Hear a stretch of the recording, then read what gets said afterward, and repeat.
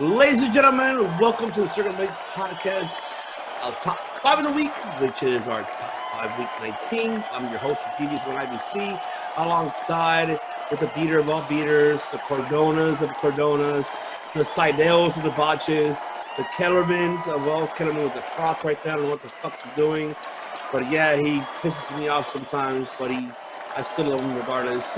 Mr. Not Matt Cardona, but Matt Steamboat right there with a croc. And also we have the great American hero of all heroes of what you're going to do with the 12-inch pythons.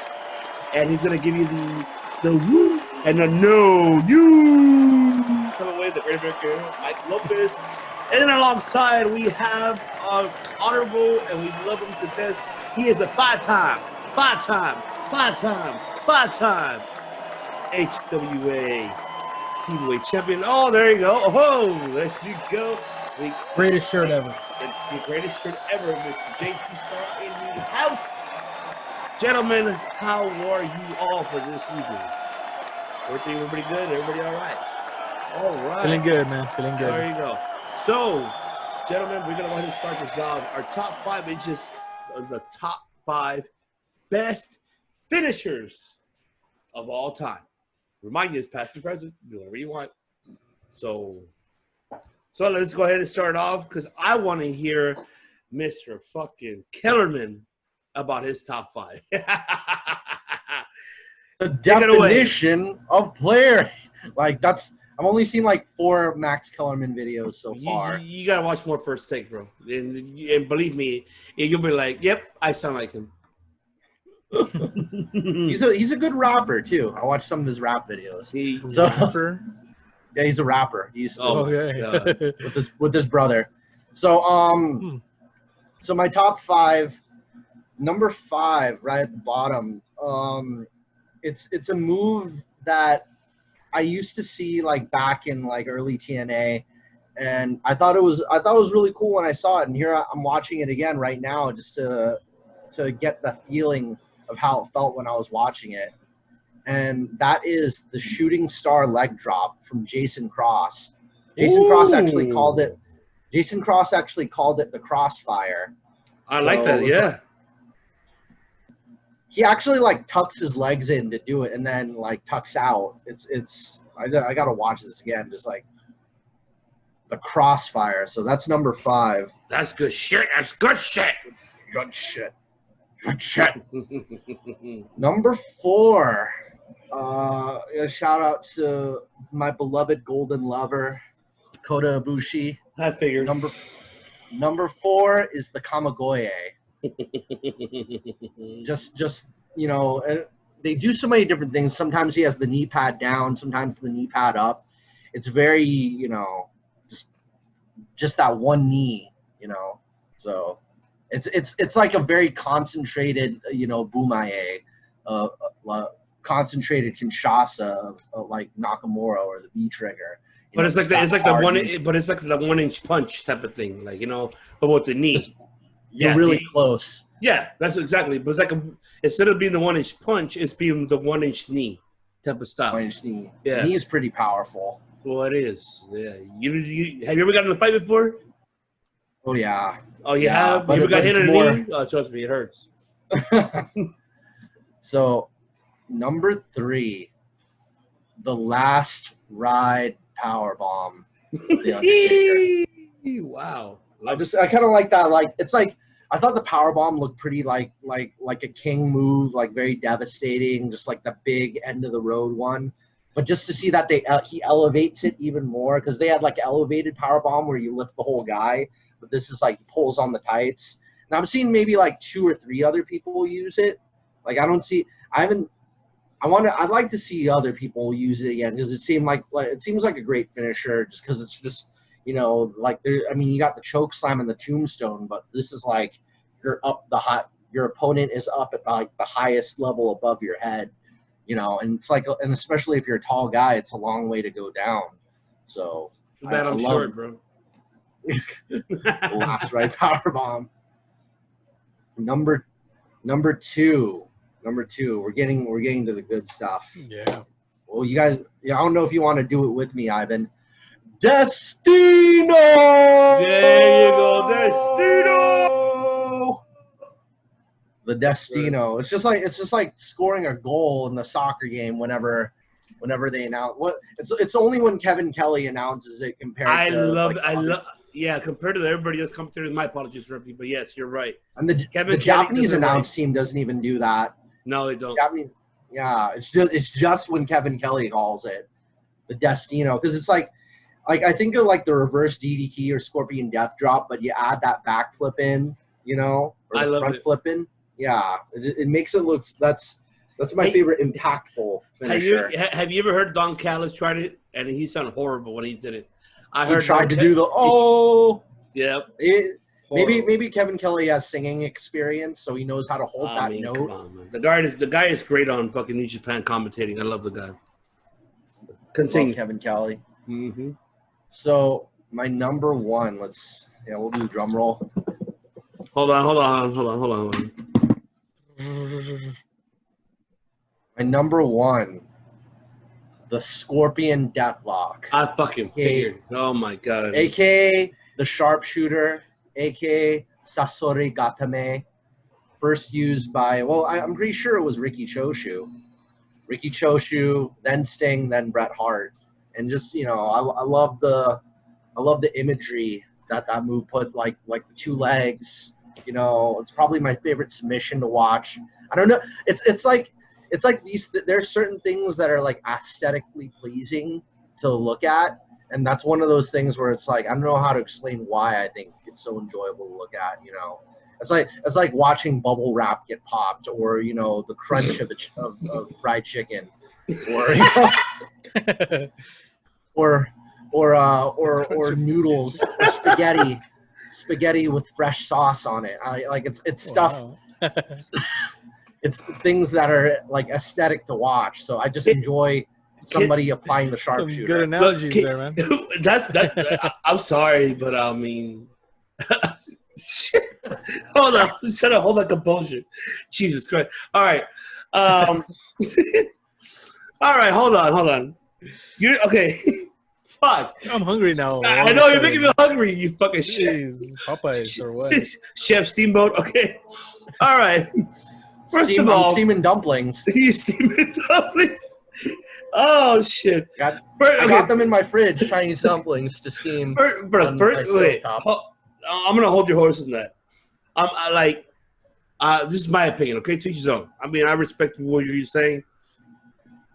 First of all, Sting's fucking Scorpion Deathlock is horrible. You're putting two guys like this with their fucking, I don't know what you call, the back of your, like, I don't know what it's called, little the muscle behind your leg.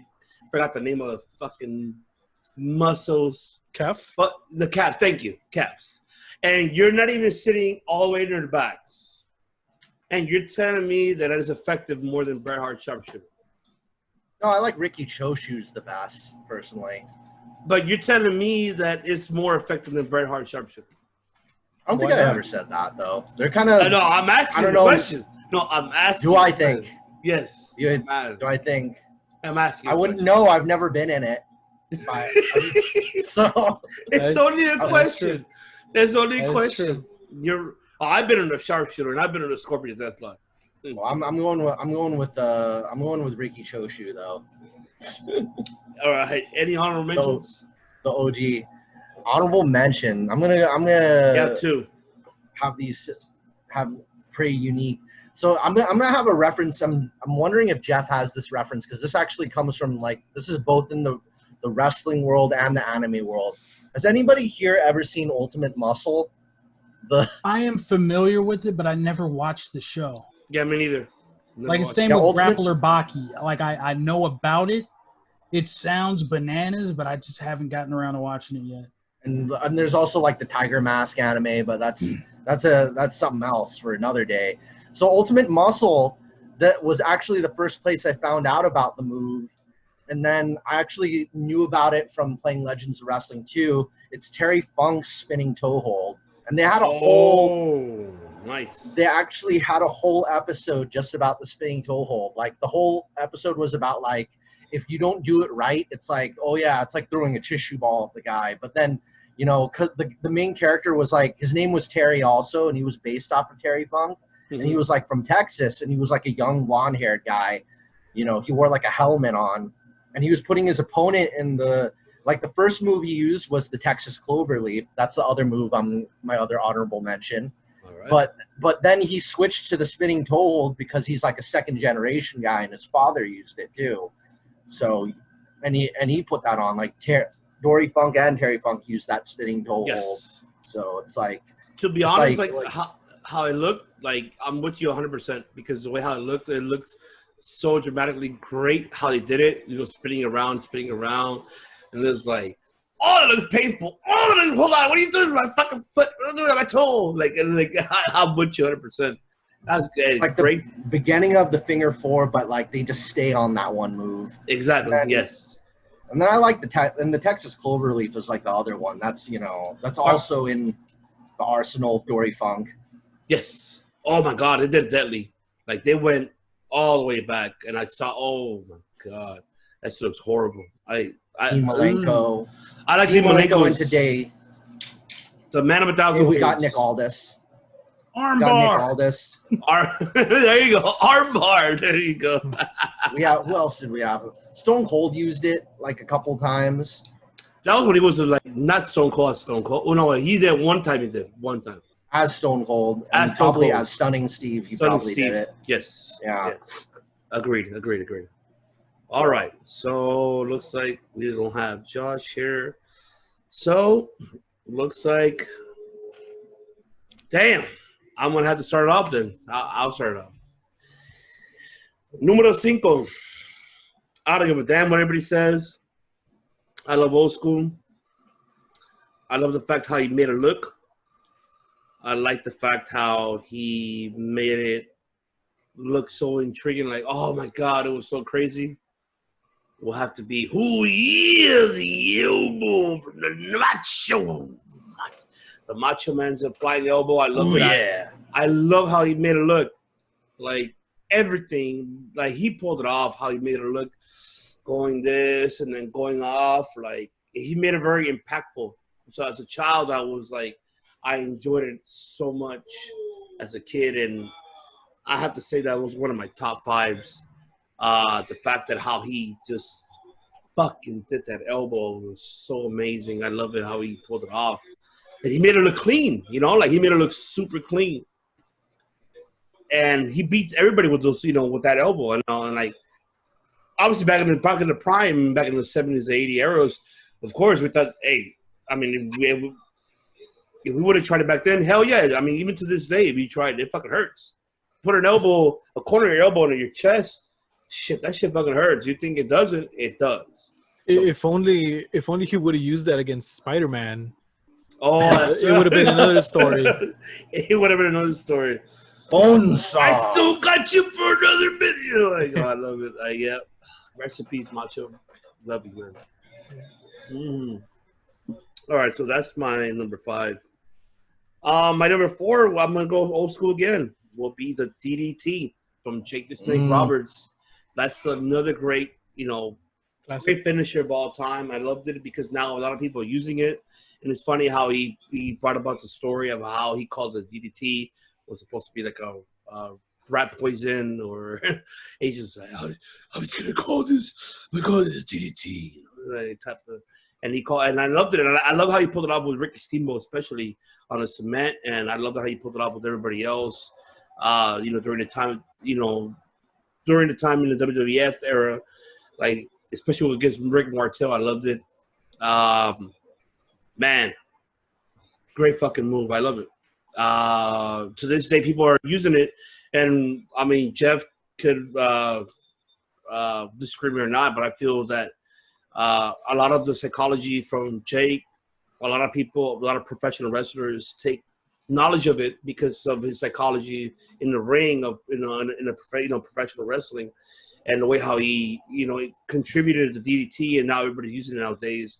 How he made it seem so like shit. That shit look like it hurts, but you know, he's able to pull it off. I mean, it's up to you.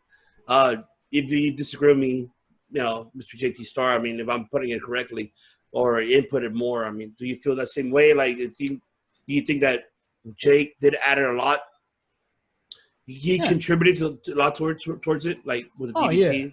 Yeah. Okay. Well, I mean, he's the one who made the DDT. I mean, the only thing that sucks about the DDT now is the Indies have kind of killed it. It went from being a finisher to everybody uses it as a high spot. You watch a match, a show will have like 15 DDTs in the show. Yeah. Nobody's using it as a finisher. It's kind of bullshit. It was Raven's finisher. That said, it's also kind of an evolution. I mean, back in the day, if you talk to like old dudes, a suplex used to be a finish. Yes. So shit ain't the same as it used to be, but. No, I'm with you 100%. But you mentioned Raven. Who trained Raven? Oh, Jake the Snake. No shit. And who trained DDP? Jake the Snake. No shit. So what do you think Raven did it for? Because his was a flowing DDT. See, Raven kicked him, grab him, boom. See, Jake did it a snap one, and a snap DDT. There's a difference.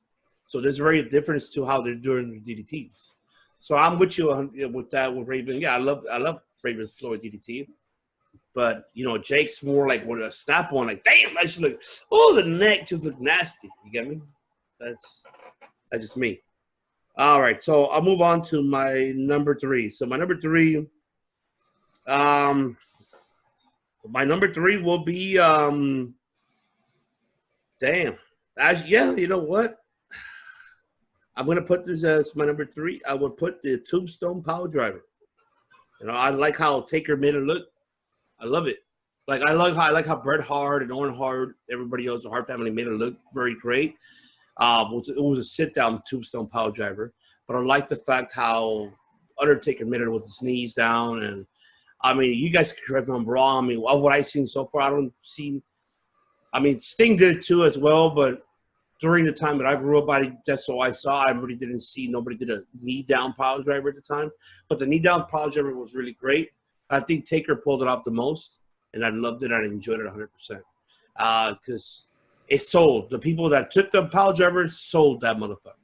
And when you sell that shit, and wow, it looks devastating. I mean, we got our pro wrestling, the 5-time HWA champion. I mean, you could, you could tell the viewers' experience of a Tombstone Power Driver. I know it's not the greatest move in the world, but the impact, I'm pretty sure, like you feel that at least like an inch right between your neck and. I mean, I don't know if you're taking a Tombstone Power Driver, so that's why I asked you the question. Like, not from Taker. No, not from Taker, but like from other professional wrestlers. I'm saying like. There's not a whole lot of people on the Indies trying to do that move. To be honest with you, I think it's one of those moves. It's like it's just Taker shit. You know what I mean? Like, I don't usually encounter too many other people doing it. Admittedly, I'm not the hugest fan of that move, except for the fact that I love Undertaker. So I like it from him, but like it doesn't look like. But it's also way safer though. Like from my. Like as a worker, I look at it and I'm like, oh, that looks way safer. It never looked more devastating to me than like a regular one, but I still get hyped storyline wise. Exactly. Because I grew up with it, but it's like that's more on him than the actual move. Agreed. No, I'm with you on that. What do you guys think of how Okada does it with the spin? Like, which one? Well, you kind of killed it for me. I was going to add him as an honorable mention. I like the fact that it's too late. I was going to add him an honorable mention. So yeah, Okada. I did like his tornado tombstone because I like the fact how he's able to do just one spin. Like he doesn't do a one. He doesn't go do a 360. It's like a half, like half 180. Like a turn? Yeah, kind of like a turn, but not fully. Like a turn, but like I like how he does it, and he takes care of his people. And remind you that New Japan's pro wrestling ring, and I mean, like I said, we got our TV champ here. Correct me if I'm wrong. I feel that their ring is more dull compared to the States, and they're more hard, like Mexico style, like type of. Yeah, I've honestly never wrestled in one, so I can't say for sure. Like I'll hear like some of the old dudes being like, "Oh, those Japanese rings used to be like extra stiff," but I don't know, because like especially when you wrestle on the indies, like the ring we used to have at HWA because we were developmental. So even when that was over, they like left the rings there. They were like, "Here, you keep these rings." So I got spoiled. I learned how to wrestle in an actual WWE ring, and then there was 2 Thunder rings that we also had. So I knew from those, but like after I started getting like and traveling more and being on the indies, it just depends because a lot of the shit they tell you about rings, it's very inaccurate. Everybody's like, "Oh, this is what wrestling's like," and like first off, just to let you know, when you first start out, you have to pay your dues. Of So course. you're the fucking ring crew. So I've put together and taken apart a number of different types of rings. So there's not like one type. Because usually when you watch those like documentaries like this is how pro wrestling works. And they show you all this like bullshit and they're like, "Oh, and there's a giant spring in the middle of the ring." Let me tell you something about that spring while I'm getting off subject. There is a type of ring that does have that spring in the middle, and those are actually the stiffest fucking rings. Those actually hurt the fucking worst because what it is that spring is in here, so the more people or more weight is in the ring, which wrestling's usually bigger dudes, it just gets compressed down. So then there's less give when you bump in it. A regular ring is just, it's a bunch of, it's like a couple two, it's kind of like a bed in the sense that it's like some slats across and then a bunch of 2x4s. And then on top of that is just like just one flat mat. Yeah, it's either like a flat wrestling mat or some shitty indies will have like that little carpet padding. Oh, the one with the little white cloths, and then they won't have actual wrestling mats because they can't afford them. So they just put like carpet padding and shit in there, and stuff like that. And then that shit hurts. Yeah, and then there's a canvas on top of it. So that's really all you get. But because of there's a little bit more give in that ring usually, as opposed to the spring. It's basically like something in the middle. It's like one more post holding the ring up so that it can't go down. So the one thing that people think, the biggest thing in wrestling is all the shit people think is like safe or like soft is usually the most painful bullshit. And then the shit that people think is like real scary is usually like the safest stuff. It's usually not what people fucking think. But yeah, but fuck that fucking I wrestled one of those like one good time, and I was like, "Fuck this, fuck this so much." Because usually the middle is like the softest part of the ring, and the closer you get to the outside, the stiffer it gets because of the way the boards go. And I remember like bumping one of those and being like, "Oh," like. And fortunately, I was smaller and more flexible, so it wasn't as bad. But like, if you're a big dude, you're like, "Fuck this shit." But again, I couldn't tell you that the Japanese rings are any stiffer. Like I've heard stories, but like all the people I know who wrestle over there now, none of them been like, "Oh man, those rings are worse." No, they don't see the ring as worse. It's just thing is just it's more stiff compared to the lucha libre wrestling rings. Because I've been in the lucha libre ring and it's like it is stiff as fuck. I'll tell you that. Yeah, I heard from what I heard from Cornette, he said there were boxing rings. That's what it is. That's the whole reason why they have to roll instead of just bump. They got to roll. Everybody's got to roll. Well, that's why if you see lucha libre, not much people take bumps nowadays. I mean, now they do, but back then it wasn't much. It was more rolling lucha libre style. Yeah, you're able to go ahead and land, whatever, do all this shit, boom, boom. But you could see that it wasn't the prettiest thing in the world. But yeah, but let's go ahead and move forward with that. So, okay, my number two.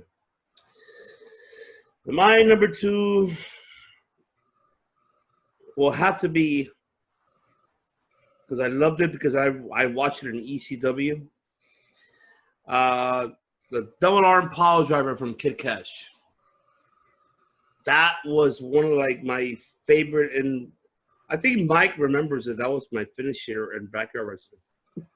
But it was a pulling double arm pile driver. Remember that, Mike? You do remember that, right? Butter. Yeah. See, there you go. So that was one of the. They called it like a Tiger Driver. The Tiger Driver. No, I call it the.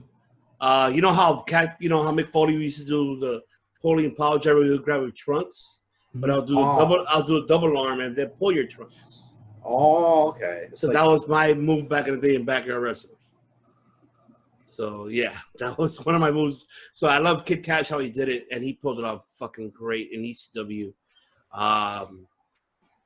Yeah, it was scary. It looked scary as fuck. I was like, damn! Oh, just see the neck of the guy. But man, they did a phenomenal job to make sure nobody got hurt. I mean, of what I recall, I didn't hear nobody broke their necks or nothing about being hurt from Kid Cash from that. So that was like one of my favorite moves, and I use that as a pulling, throw on power driver. My numero uno will have to be the package power driver from Kevin Steen from Kevin Owens, KO. I have to go with that one. Because I loved it. I like how Kevin Owens did it. Like, he's a small package power driver. Damn, that looks nasty when he grabs it. Like, if you're regardless if you're kind of big, he grabs like a piece of shit and bam, you see the neck. Oh, it looks nasty. So 2 arms. Yeah. Oh my God, it looks horrible as hell. So that's my number one pick. You already mentioned the Okada, the Tornado Tombstone one. So the other honorable mention will be Sami Zayn as El Generico was a brain buster, which is the brain buster from the third top rope, and he lets you drop into the third top rope. That was like, I was there when I'm in PWG when he did it. Oh my God, when I did it to Roger Strong, I was like, oh my God, it looked horrible. Like he just brain buster, like, oh my God, Sami Zayn. That was his finisher. Obviously, he couldn't use it in WWE because they can't, it's sports entertainment. So he had to use a haluva kick as one of his finishers. So, yeah, so that's my 2 honorable mentions. So, Mr. Hero, I want to hear yours. All right. So, let's see. Right off the bat, some of these are not the most devastating moves, but definitely some of the most entertaining ones for me. At number 5, I have the Styles Clash, and man, I always remember when he did it to James Ellsworth, and just how wrong that could have gone. Him sticking his head out, and could have gone wrong pretty fast. But it's a very cool looking move. I don't think I would have tried that in a backyard. Hell no, I wouldn't do it. So, but yeah, it's a cool looking move. I enjoy every time he does it. And I remember early in his WWE run, he wasn't doing it very much. And I remember thinking, like, man, did they ban him from doing that? And so, but he's doing it, and it looks cool. My number 4 is the most electrifying move in sports entertainment any day, really. The people's elbow. You just run around and you hit an elbow at the end. Wait, do I see Jeff getting mad about that? Say something. I'm not. Here's the thing. I'm not going Cornette with it, but as a finisher, it was terrible. Like, it was always awesome that when he did it in the middle of the match, but when he started beating people with it, it was like, it was almost like a flex. It was like a weird flex. Like, dude, I'm so fucking famous. I'm not just gonna do this goofy move in the match. You're gonna job to it, and you can't say shit because I'm the fucking Rock, and you're fucking Billy Gunn or whoever the fuck. Like, you gotta fucking lay there and pretend like you got knocked out by this bullshit. This fucking bananas. I still get a kick out of that move. I laugh, I chuckle every time I see it. He does the shake at the end. And I've always kind of found entertaining and funny some of the variations he would do, like the one time he slid because he was wearing dressing shoes. Oh, against British Bulldog. Yeah, or when he did the Ric Flair strut right before hitting the elbow. I love it. You know, so it's my number 4. At number three was actually my finisher when I was a backyard a backyard wrestler, which I only hit once actually because To me, right, and it is the angle slam, and I actually liked it better when it was called the Olympic Slam. I thought that was a better name in my opinion, but the angle slam, you know, pretty cool. I always enjoy seeing that one. by the way, ladies and gentlemen, the way how Mike did it was he did it very like a slow motion. Oh my god! No, hold on. I'm not. I'm just glad there's no video of that. So, well, you know what? I'm gonna. Well, you know what? You're lucky there's no video of it. But the way how he did it though, like it was an angle slam, but then it turned out to like a fucking Death Valley driver. You know, where he lands your neck on it. So let's just say that my neck landed at first before my whole body did. But no, I didn't get hurt. I'm still fine. He could walk, so I'm fine. Walk. So, Yeah, it's all good. I'm not messing with no burning hammers. No, Yeah, it was kind of like a Burning Hammer style that Mike did. I mean, I'm not hating on him, but that was his killer Olympic slam at the time. That's right. At number 2, man, I always go back to the invasion angle, right before the Rob right before invasion, and it's the stunner. When Stone Cold came in, and you know the Alliance was beating up the WWF guys, and stunner after stunner, you know, still get chills thinking about that segment to this day. But yeah, the stunner, you know, different people kind of came up with different ways of taking it, and some of my highlights that I remember of the stunner is when he was drinking with Shane McMahon, and he gave him the stunner, and he ended up spitting the beer as he was going down. And of course, The Rock, every time he would get the stunner, how he would just, you know, twitch all over the place, and it was always a good finisher for me. The Rock flopping around like a fish. And my number 1, which may be a surprise, and it's a very kind of hidden gem for me. It's The Widowmaker by Sean O'Hare. What?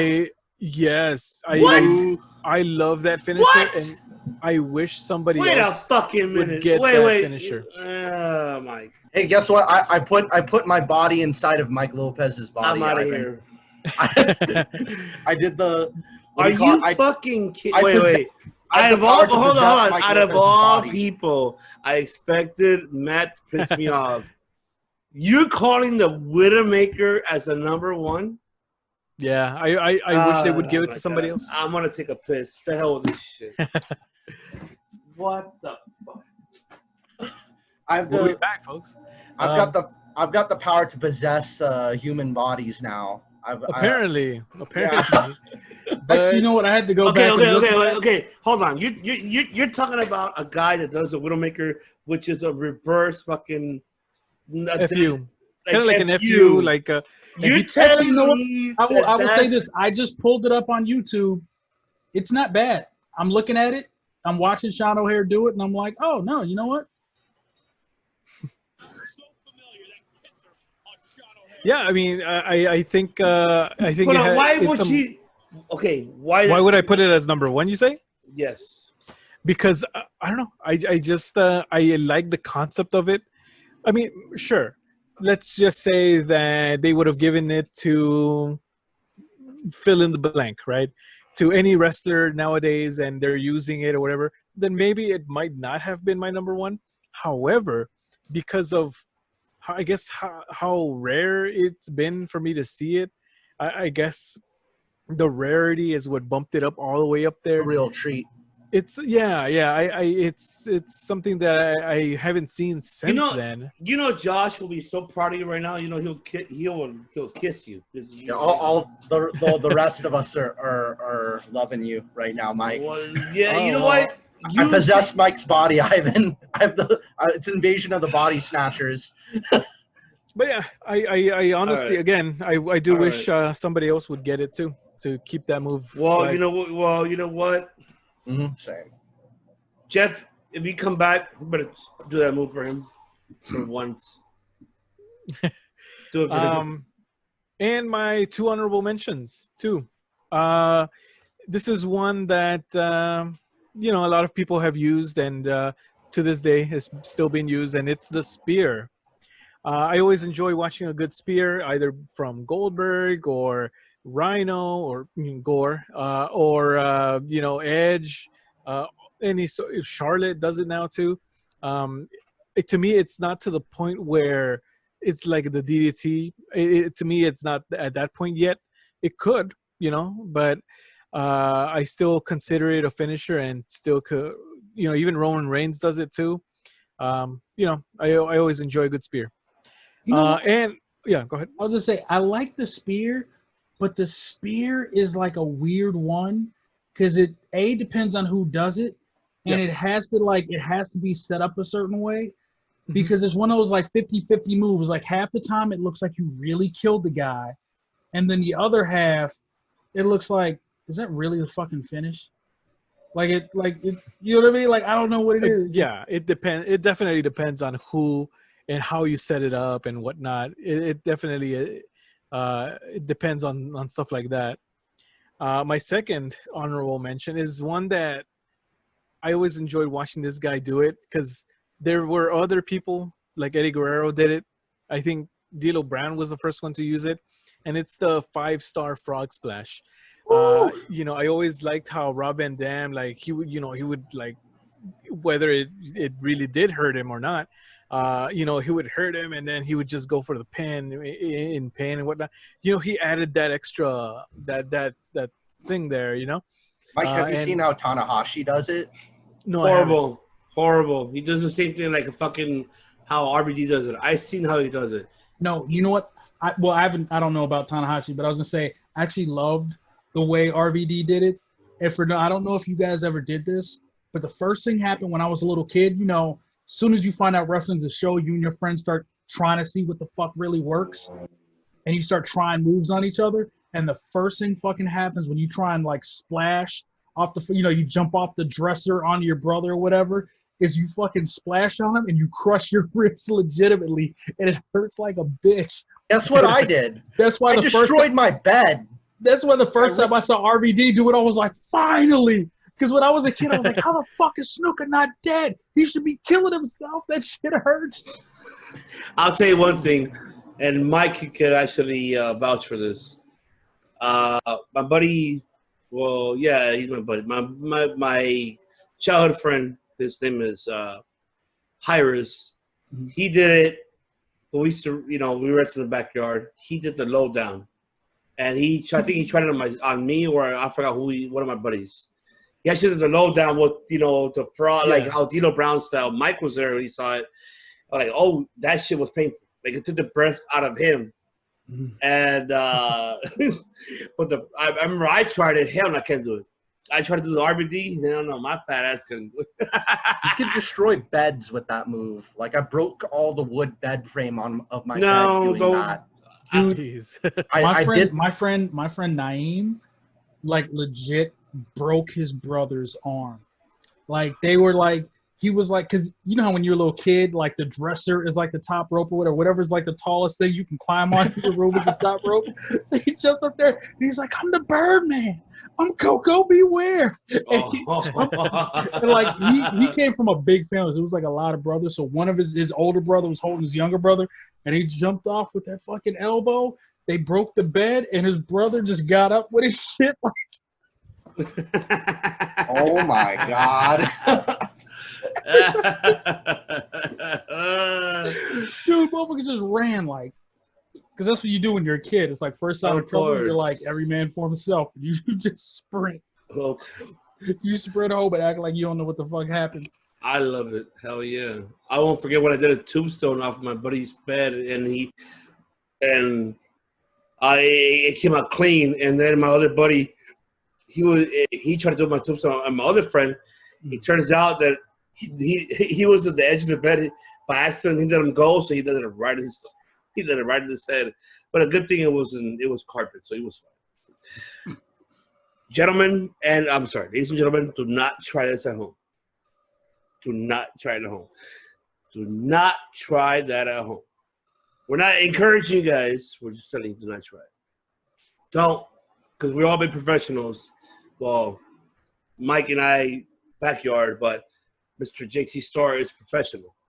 You know, he's probably giving us shit. What the fuck are we doing backyard wrestling? Well, hey. I mean, granted, it was almost 20 years ago. Woo, yeah, 20 years ago. Probably a little bit more than that. But yeah. All right, let's go to here. The man of the hour, on the hour, every hour. That is you, Mr. JT Star. Start it off, man. Your top 5. All right, so first off, I'm going to give you guys a little bit of the criteria and determining, because I take this stuff seriously. So I'm like, all right, what determines actually like the best finishing move? So I also kind of look at it a little bit from like a work standpoint. So like one is believability. Like out of all the shit you do, this is the shit that finishes somebody off. And really, a finishing move should be believable. If we just walked up and I hit that move, you should be knocked the fuck out. I don't even have to wrestle the rest of the fucking, you know what I mean? Like I don't have to wear you down or anything like that. I mean, granted submissions, you know, you can, but it's whatever. But believability. 2, very important. If this is your main finisher, and don't get me wrong, like most main eventers at the very least have like 3 main finishers. They'll have like the one main finisher and then like a secondary and then like a third one that's maybe flashy, like something off the top rope or, you know, people's elbow type of, you know, silly shit or whatever. But, you know what I mean? It should be some shit you can do to anybody. Like if I'm choke slamming fools in the cruiserweight division, then I wrestle Big Show. It's like, all right, what the fuck is he going to do now? Like you can't choke slam him. Right. So, then I'll say variation of application. The more I can come up with this move out of like wherever, the better. Like that makes it a better finisher. If you can, you know, somebody can be doing a move to you and you can counter and hit your move out of nowhere, that is a huge thing. You're up on the top rope, you can still hit it from there. You're on the ground, you can hit from there. You're, you know, that's, I think, a huge thing. 3, you want it to look cool. You know, there's some stuff, you know, just punching you in the face could look effective, but it's still not as cool as like, you know, a Canadian destroyer is cooler than a punch to the face, even though a punch to the face is, you know, you're more likely to see that in a fight. Next part, time machine. Will this move be outdated in a few years? Like there's some shit that like Baron von Roski could fucking put the claw in your fucking forehead and hold on to your forehead and all shit. If you did that shit now, you'd be a comedy act. You couldn't fucking put the claw on somebody's forehead or on their gut or, you know, or whatever. Like nobody believes that shit anymore, especially now with UFC. People understand submissions better. You don't want it to be too fucking easy, but again, like one of the reasons I don't have moves like, say, the figure 4 on here, even though that's like a legendary move from like, and it's a legit move. It is a legitimate move. Like I said, the first thing happens when you're a kid, you figure out wrestling's a show, you start trying out shit on your friends, and you find out that, yes, the figure 4 fucking hurts. I can vouch for that. And you know what else? It hurts the guy giving it. It hurts everybody. But it's so complicated to get into that in real life, realistically, the level that you would have to fuck somebody up to put him in the figure 4, you already won the fight. It would be like me doing a fucking, you know, dropping an elbow on, like after I knocked you the fuck out. Like I'm showing off at that point, but I already fucking won. It's the reason I don't have any real like off the top rope moves, even though they're spectacular to look at. For somebody to lay there long enough for you to climb up to the top rope and then to jump off and do a shooting star press well, if the whole objective is to win a match, is to hold him down for 3 seconds, how many seconds did it take you to climb up there and then go fucking do that move? So you already won, and now you're just, like I said, you're just showing off. So to me, I wouldn't put that up there as one of the best moves. It's one of the most spectacular moves and visual moves or whatever, but like I wouldn't put it as like, this is a finisher. It's almost not even really a finisher. You didn't finish them with it. They were finished, and then you did it because you could. It's more like a semi type of thing. Like, okay, that's your impact, and then I got to finish. Yeah, that's what I said. Like, usually, like, most guys have, like, 3 finishers. It's usually a high-impact move. I mean, it all depends exactly. I mean, you correct me if I'm wrong, and I do apologize for interrupting you. I'm just saying that it all depends, like, how obviously your opponent is, and I feel this is my opinion. You correct me if I'm wrong, because obviously you're pro. I'm not, but I'm an amateur speaking. But I'm just saying, I feel that it's supposed to be more of your opponent is, the sizes, and how to end it. Like, okay, where to hit? Okay, 1, 2, and then the 3, and there you go. The impact that's over. Like, you get what I'm saying, though, right? Like, you know, like kind of like calling the like. For example, the ref's telling you, all right, your time's done. All right, we do this, do that, all right, and just call it quits. If you go what I'm saying, right? Not ready, right? Yeah. I'm not sure on that one, but I'm looking forward to this list right here. Okay. What I'm trying to say is, okay, you want to, depending on your opponent and how to finish the match, you're going to hit them with 2 impacts that is devastating. It's going to get them like a fighting game. Then you're going to give them your finisher. But yeah, I mean, usually most people, if you're smart, you set up that high impact move, or you set up that high flying move with something that makes sense for them to be laying down. But in general, though, yeah. Again, though, like I'm saying, it's like, I guess the point I'm making is for you to go up to the top rope and be able to do that, then whatever was the last move you did was really the finisher. This is just like icing on the cake. And like I said, it's cool, and you finished in spectacular fashion. You did something most people can't do, and so it makes you stand out because everybody remembers you did it. But when I think about, like, if we're judging by what's the very best finishing moves, because otherwise, if it's just a matter of what's the most exciting moves, it would all be top rope cool shit. Like, there's not, that red arrow, there's no kind of fucking slam that looks more amazing than that red arrow. But if I was trying to convince somebody it was real or suspending their disbelief or just, getting them into the story, when you see somebody get slammed a certain way, you're like, oh shit. Like, it's dumb when people like kick out of moves like that. When you have those matches where you're like, we're going to hit all these cool moves. It's like, dude, you're not fucking getting up. Like, in real life, you wouldn't get up from fucking that, when somebody did that. But, so what will be your number 5 then? All right, well, it was kind of hard for me to put these in order, but under that criteria, the moves that I would say, most of them are high impact moves, but there are a couple submissions, and I'll say why. If anything, I might put this at number 5, but I would put the Boston Crab. Out of all the submissions, here's the thing, and I've done martial arts and everything too, and like real life, in jiu-jitsu, I have tapped people out with a Boston Crab legitimately more than once. Now, the first time, granted, the other guy sucked too. We were both pretty new, and I hadn't learned how to pass guard yet.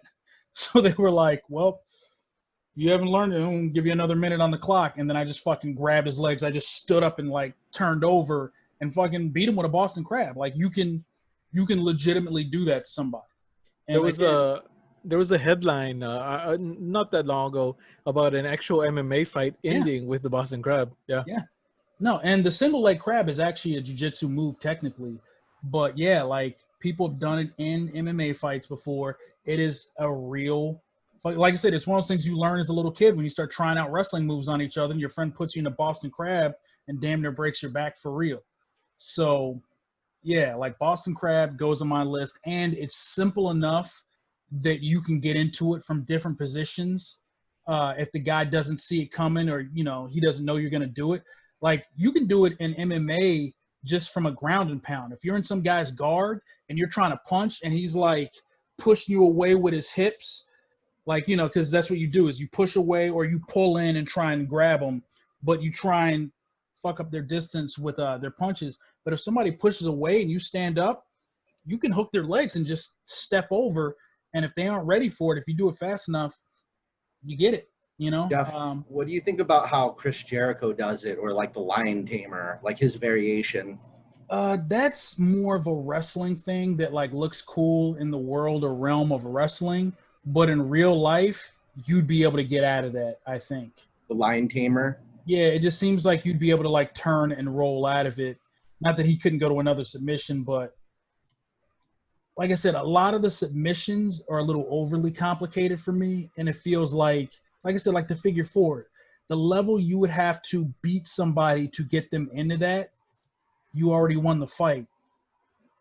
So it's like, you know, like realistically, like you just, like you'll never see, you know, a jiu-jitsu tournament in Eddie Bravo or somebody beat somebody with a figure four. It's just not, it's not going to be a feasible thing. Whereas like a calf crusher, yeah, that's some real shit. Like you could really pull that off. I was actually going to make that my submission finish for like a while. And then somebody else wanted to do it. He was there first, and I was like, it was like a thing. And then I was like, fuck it. And then he ended up not even doing it, but by then I had moved on to a different move. But yeah, that was one. The other submission I would put in there. Number four. Huh? Number four, number cuatro. Yeah, I was gonna say all this stuff is kind of out of order with me. I couldn't decide on the order, so I'm just kind of going over this. But is the STF? Step over. Yeah, I know John Cena does it, so people look at it a certain way. No, I don't like it. I don't like his style, but yeah, but there was actually a guy. I want to say, was it like in the '80s? I want to say it was like Tom Zink or something. And the one thing he was really good at in WCW is he would find like different weird ways into the STF. And it was actually like, if you go back and watch old highlights, it's pretty dope. I am a fan of that. Number 3 is one that I think is pretty cool. The skull crushing finale. That move, and especially if you do it a certain way, like the most basic way you can make that you do that move looks like it would knock somebody the fuck out, but you could do variations on that move to make it look a lot more devastating. So yeah, I'm a big fan of that move. What do you think about that compared with like Jeff Jarrett's The Stroke? You know, like some of the similarities and differences between the two. The stroke I didn't like as much. I like the trip in it a little bit more. It makes it look like you're coming down faster. The stroke, I feel like the only way you could do it that way and have it look devastating is if you're like a way bigger dude than, you know what I mean? Like if you're like, if the Giant, if you know, did it, it would look like, oh shit. But just like lifting somebody up and kind of, it almost looks like you're doing it kind of soft. Let me see here. Okay. The super kick. The super kick is just a legitimate, like, dude, you just get kicked in the face, and if you kind of like rear it up, it can come out of nowhere. You could do it at any point in the fucking match. Like, it could be anywhere. So you could do it at the very beginning of the match if you catch the guy off guard. You could do it at the end of the match. You could be losing the whole fucking match, and you could hit that kick, and it would be believable. It's like a UFC match. It's like some guy with heavy hands that he could be getting his ass whooped and throw that one overhand right and knock a dude the fuck out. And you're like, hey, you should have kept your eye out for that fucking punch. What do you think of how it's being spammed a lot nowadays? Because a lot of people are using it nowadays, and then I mean, we got the Young Bucks, Adam Cole, you know. Yeah, well, it's even in the NBA now. Yeah, Did you see that? Well, again, that's the thing is it's like the DDT. The DDT. When I was a kid, when you saw the DDT, you were like, "Holy shit, that guy is fucking destroyed."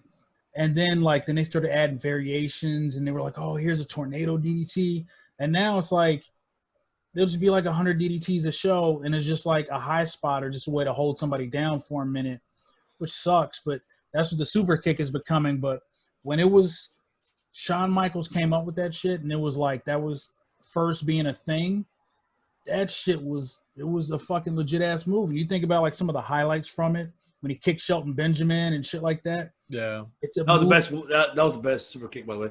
And I do apologize for the inconvenience, ladies and gentlemen. I had somebody was knocking on my door. It turns out it was this one right here, this one right here. No problem. Yeah. Wait. That's your number 3, the super kick. No, number 2, What was your number 3? skull crushing finale. Oh, what? Wait a minute. Wait. Did I miss out the conversation? Why you chose that? I did. Yeah, Right? you did. Okay, right quick. Tell me, please. I want to hear that. We're talking about the move, not the dude who's doing it. Okay, Exact- just to move. Yeah, I'm not marking out for any dudes for the most part. No, there's no more. But yeah, I was gonna say the super kick, and then I will go. Now, obviously, this is another honorable mention. I like my move. Okay. Yay. Okay, skull crushing was number 3, right? Yeah. Number 2, super kick.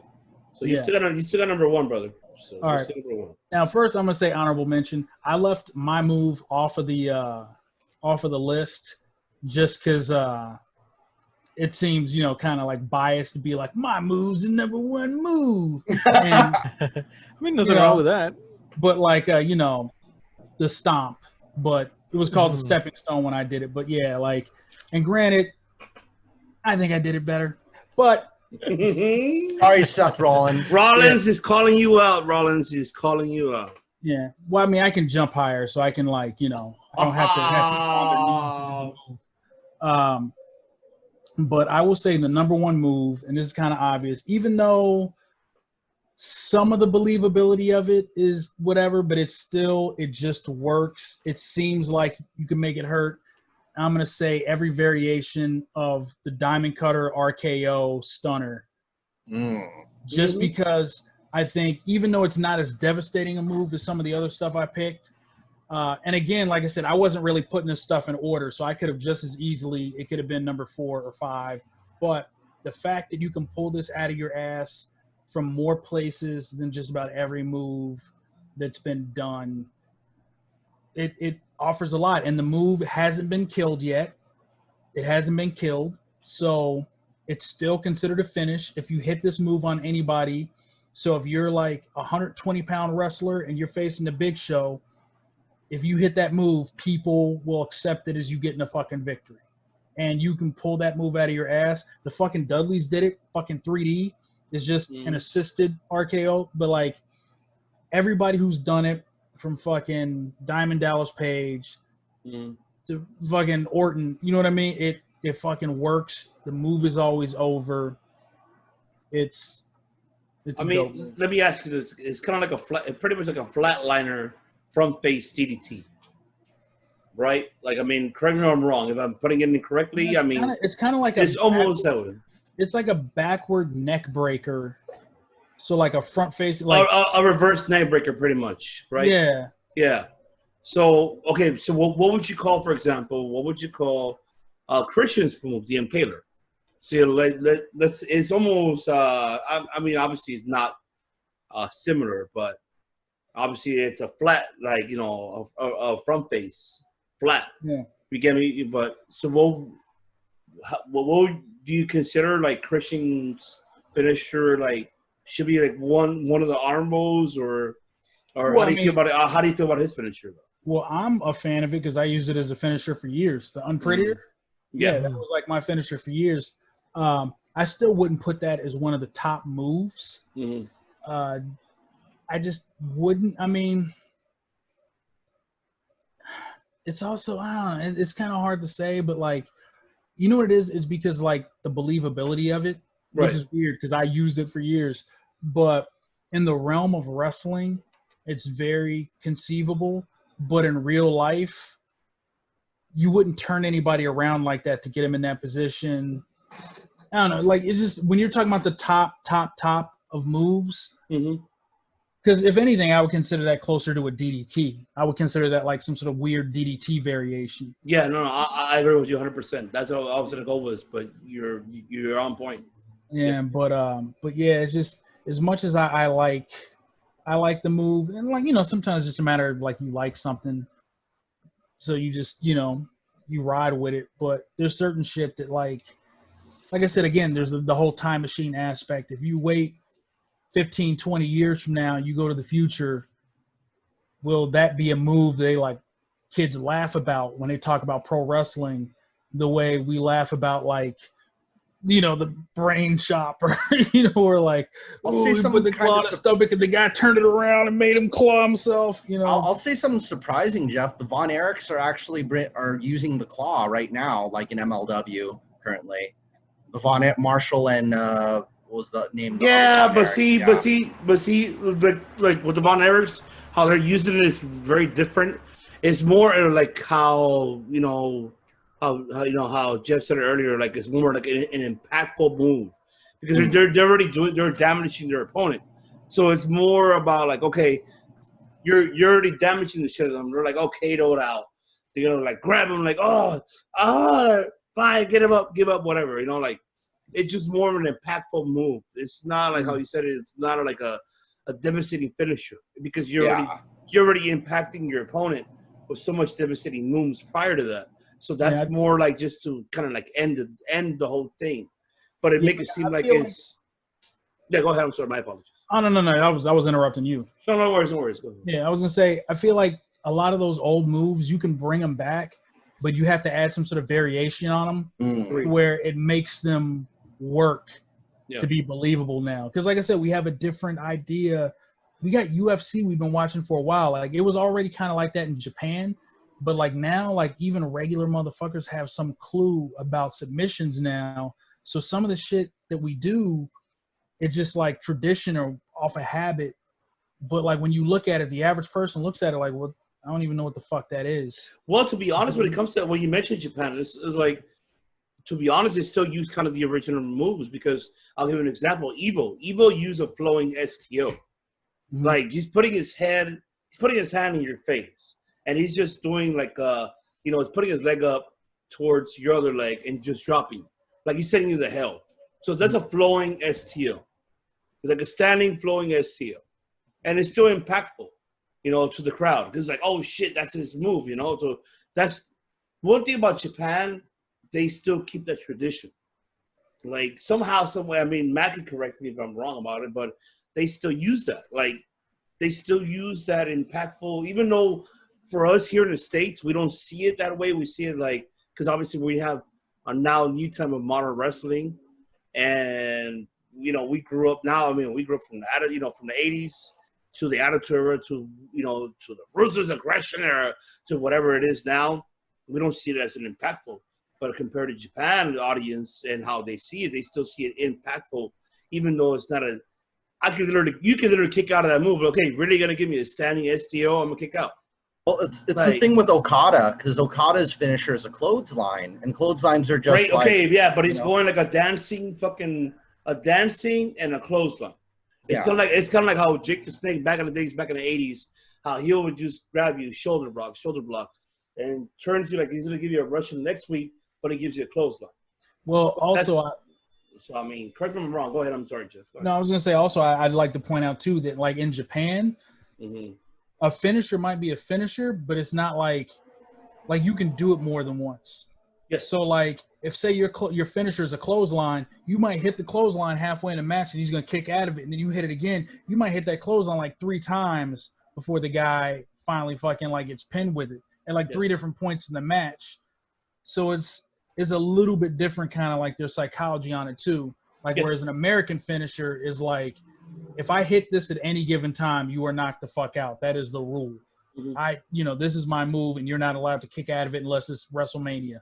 Yeah. You know what I mean? That's the rule. WrestleMania or there has to be a major title on the line. No, I get you. But it is kind of the same thing with Japan because it's not like, the events that they have is they don't. The only time you ever kick out is like when it comes to G1 Climax or you kick out Wrestle Kingdom or Dominion. Like every other one's like you don't like you fucking lose. That's it.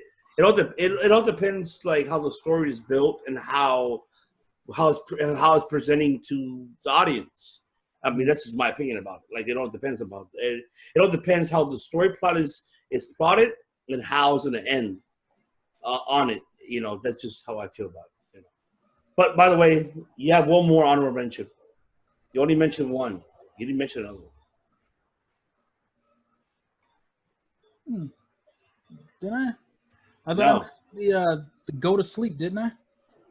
Oh, you didn't mention it. Oh, see, you know what? I meant to mention my honorable mentions first, and then go to the other stuff. You mentioned one, yeah. But I was you mentioned one, but you mentioned the curb stomp. The curb stomp. So now you have one more.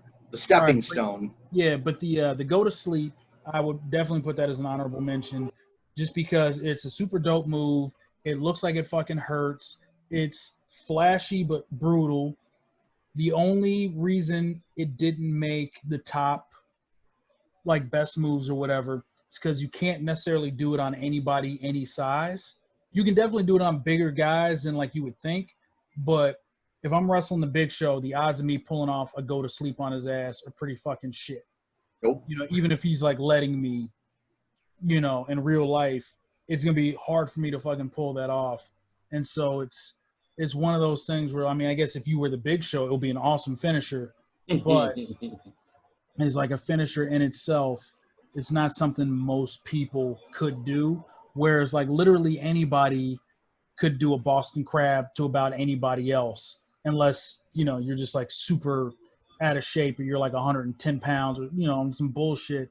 But any wrestler-sized wrestler, guy who lifts weights and everything else, should be able to do a super kick to fucking anybody. You should be able to do a diamond cutter to fucking anybody. You know what I mean? So that's kind of where, like, part of the criteria of my list, like I said, you should be able to, you know, do it to the whole roster that you're wrestling against. What do you, Jeff, what do you think of CM Punk's go to sleep compared to Kenta's go to sleep? Same shit. Yeah, it was the same thing. You just took There's no difference to it. There's no difference to it. Like who does the better one's always like the question that people often ask. Like, oh, who's better? Wait. Are you really asking that?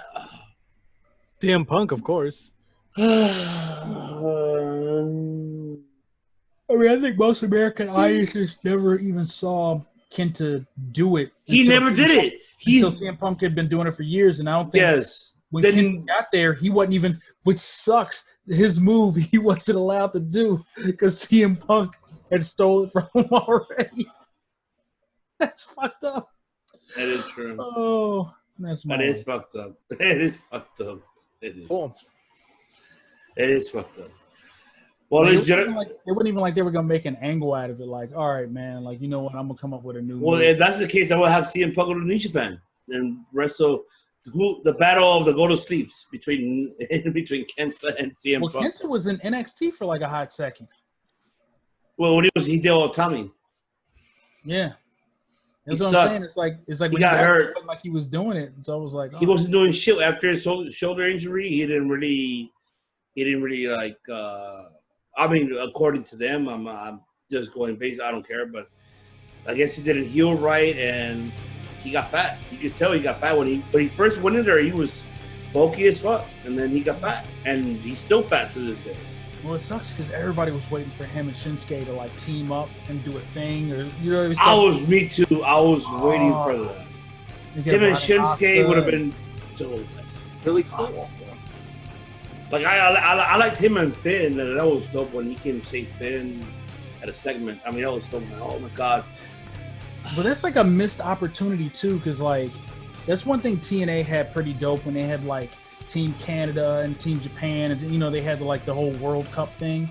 Is like if you had one Japanese who actually spoke English and did promos in English well enough, make a faction, put the rest of them with them, because like Shinsuke with fucking Asuka, and you know what I mean, like you just throw the rest of them in with those two, just let their charisma kind of control the group, or you just have like, I'm trying to think, is there anybody out of that group that like would cut a legitimate good promo? Because really Shinsuke doesn't really need to talk. No, It's because actually more fun. Shinsuke's English is not the greatest. Nah. It's actually better when you just let him run around and like you don't know what the fuck he's talking about. He's just being him. Nah, I would have a manager to do it, you know. So Yeah. I would have for Naki to do it. SmackDown number one announcer. Number one. Number one. Well, I feel like there was somebody else there though. Yeah, it could have been somebody else. But ladies and gentlemen, thank you very much for tuning in for these top five picks of the week for week 19. Stay tuned for the next Friday episode, or episode 20, the 20th episode coming up. I cannot wait. And hopefully Mr. JT Storm will join us. We got a lot to talk about pro wrestling coming up next week. And also our next week top five, which is our top five greatest world champion of all time. Doesn't have to be WWE, could be any organization. So your top five greatest world champion of all time. So that'll be for week 20, and I'm looking forward to seeing that. And also don't forget to subscribe to our YouTube channels, and also don't forget to follow our social media platforms, which is Twitter and Instagram. And soon coming already, our website coming, courtesy of the Great American Hero, who is working on that. He will bring you more content, which is circletheweight.com, which is giving our reviews and more news coming up. No, we're not Dave Meltzer. Fuck him. Here you go. Here's my big finger, Dave Meltzer and Brian Alvarez. No, we're not Wade Keller either. We're just giving you our opinions, how we feel about everything that's going on in the world of professional wrestling. So for us to you guys, once again, this is your host, the Devious One IWC, alongside my brothers right here from another mothers, the Karen Beater, the Cordonas, the Matt Seidels, the Max Kellerman with his crocodile right there. I'm out of words with this guy. And also I have the five-time HWA TV champ of all time. That is JP Star, ladies and gentlemen. And better watch out because 2021 is going to be his year. And he's going to come back with ruthless aggression. There you go. See, we had to get out of it. Like, why so serious? Get it out of it. That's why we love you. And also, we have the great American hero of all heroes. He's stretching. He's, I don't know. He's doing something for him. There you go. That's the great American hero, Mike Lopez, saying to you guys, saludos, buenas noches, and Novas. Nova, can you say bye? Just don't drink a beer. Say bye. The crocodile versus your dog. Hey, Nova is the best. All right. So we'll see you soon, guys. Next Friday and Sunday. All right. See you.